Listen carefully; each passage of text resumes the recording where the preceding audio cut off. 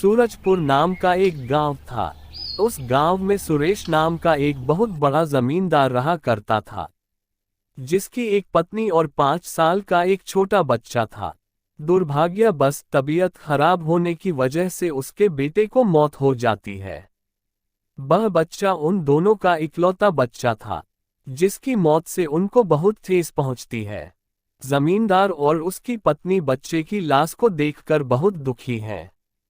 पर आखिरकार बच्चे की लाश को गांव के बाहर पीपल की पेड़ के नीचे दफना दिया गया। उसी गांव में एक चुड़ैल रहती थी, पर उसके चुड़ैल होने का पता पूरे गांव वाले को नहीं था। और वह चुड़ैल अभी जादू टोना सीख रही थी। वह अपनी तंत्र मंत्र सीखने की विद्या को बढ़ा रही थी, ताकि वह कई प्रकार की जादू कर सके। लगभग उसकी तंत्र मंत्र की विद्या पूरी होने ही वाली थी। बस एक आखिरी पड़ाव था, जिसमें उसको ऐसी शक्ति हासिल करनी थी जिसमें वह किसी की भी जान किसी दूसरे इंसान में डाल सके, या अपनी शक्ति द्वारा किसी मृत इंसान को जीवित कर सके और उससे अपने इशारे पर कुछ भी करा सके। अगर मैं अपनी शक्ति से किसी मृत इंसान को जीवित कर दूं और फिर अपनी शक्ति से उसकी आत्मा को बाहर निकाल दूं, तो मैं सबसे शक्तिशाली चुड़ैल बन जाऊंगी। पर इस अंतिम पड़ाव को पूरा करने के लिए उसे एक लाश की जरूरत थी। तब आखिरकार उस चुड़ैल को इस बात की पता चल गई कि एक बच्चे की मृत्यु हुई है और उसके लाश को एक पीपल के पेड़ के नीचे दफना दिया गया है। अब वह बस रात होने का इंतजार कर रही थी। ये कम वक्त रात आज और क्यों नहीं रही? एक बार रात हो जाए बस, कहकर चुड़ैल रात होने की इंतजार करने लगी। जैसे ही रात हुई, वो पीपल के पेड़ के पास गई और उसने नीचे से लाश को बाहर निकाल ली। उस बच्चे की लाश में बहुत मिट्टी लगी थी, तो उस चुड़ैल ने पहले उस बच्चे के शरीर को साफ किया और पेड़ के सहारे सीधा बैठा दिया। चलो अब मैं सारा तंत्र मंत्र का सामान ले आती हूँ। फिर वह कुछ दिए और मोमबत्ती जलाकर उस मृत बच्चे के शरीर के आसपास रख देती है और फिर अपना जादू टोना तंतकोर मंत्र को चालू करती है। अगर वह इस तंत्र मंत्र की विद्या को सही तरीके से पूरा कर देती है और उस मृत शरीर में कुछ देर के लिए जान ले आती है, तो उसका जादू टोना पूरा हो जाएगा और फिर वह सफलतापूर्वक चुड़ैल बन जाएगी। इस जादू टोना करने के बाद मैं इसमें जान डालकर फिर निकाल दूंगी और मृत शरीर को जहाँ से निकाली हूँ वही दफना दूंगी।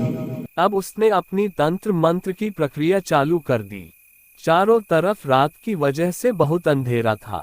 तभी दूर से ही गांव के ही दो लोग दूसरे गांव से होकर आ रहे थे।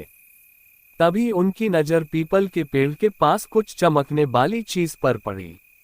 अंधेरा होने की वजह से उन दोनों को रोशनी साफ साफ दिखाई दे रही थी। आखिरकार वो क्या चीज चमक रहे करके देखने वे दोनों थोड़ा आगे गए। अब वह दोनों एक पेड़ के पीछे खड़े होकर सारा नजारा देख रहे थे। वह समझ गए थे कि एक चुड़ैल है जो तंत्र मंत्र कर रही है और उसके सामने एक मृत बच्चा है।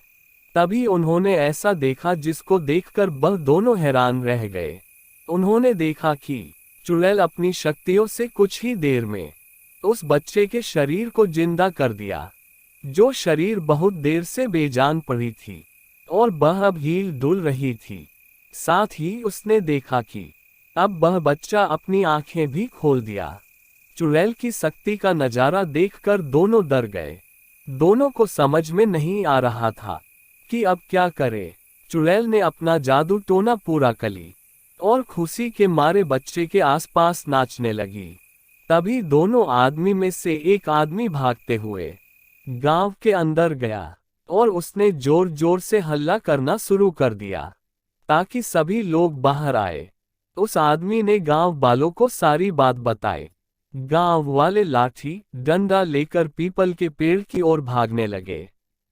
बाहर जाते ही गांव वालों ने चुड़ैल को मारना शुरू कर दिया, लेकिन अभी भी उस चुड़ैल का जादू टोना पूरा नहीं हुआ था।